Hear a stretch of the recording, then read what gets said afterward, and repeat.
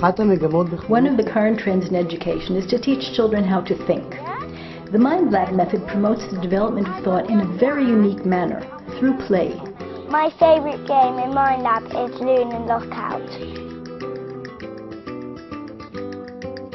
This game helps me to solve the problems. At the heart of the method is the notion that the children's experience while playing will be both enjoyable and fascinating so that they'll be more motivated to engage in more in-depth learning. The learning process actually involves three primary stages. In the first stage, the children learn games and play them in teams. This is the stage in which the teacher enters the picture and he actually provides them with a toolbox for implementing thought strategy and thought concepts. Very good.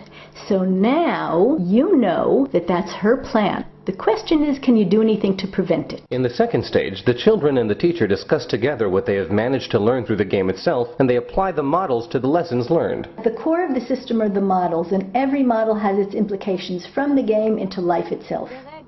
When I group all my pieces together and I advance them on the board as one group rather than individually, then as a group they have much more power, and this way I have a lot more options. Could one bird fly across the ocean, do you think, on their own?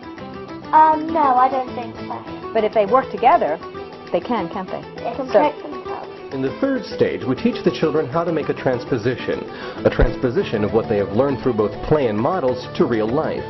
When they will actually encounter challenges and situations, they'll be able to perform better through the models. I want to teach you a decision-making model. This model is intended for analyzing the environment in a better manner when facing rivals. For example, when you get upset at a kid or when someone makes you mad, red means you should calm down now. You should stop and think. Very good. Well done.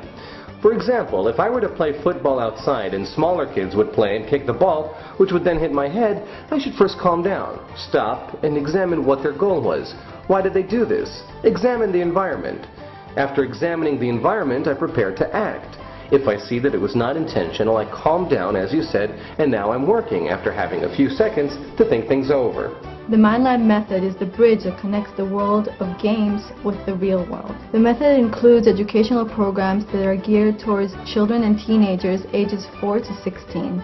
The program incorporates a wide range of courses that are aimed at improving upon children's thinking skills by addressing cognitive, social, and emotional issues.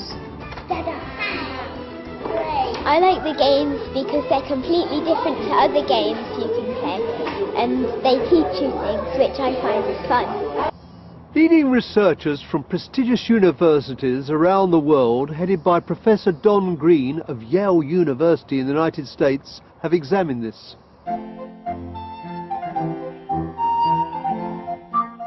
Over the past 3.5 years, I've conducted a series of scientific evaluations of the mindlab curriculum.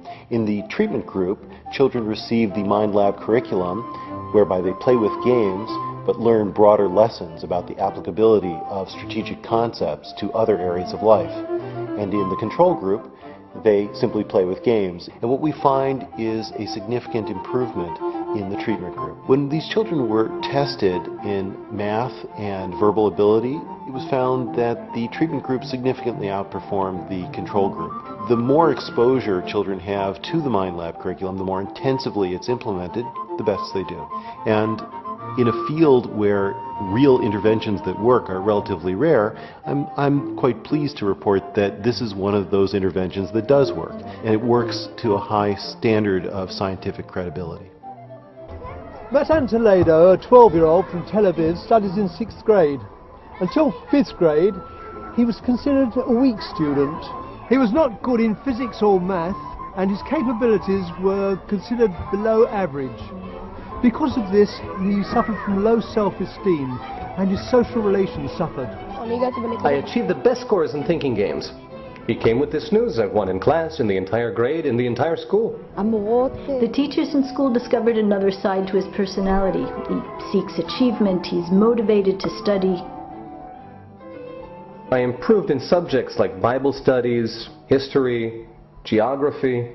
It was evident in the self-confidence he started to display, and even in the way his friends related to him. And then suddenly I felt better about myself, like I could really be a winner. It's taught me so much and I've done so much better at school. Sort of helping him to think logically, basically, into everyday problems in life. And it really is helping out. When they talked about using strategies against the parents, they're getting better at it. So it's kind of frightening. I love games, and I even play it with my mum and dad at home. And I've met a lot of friends here.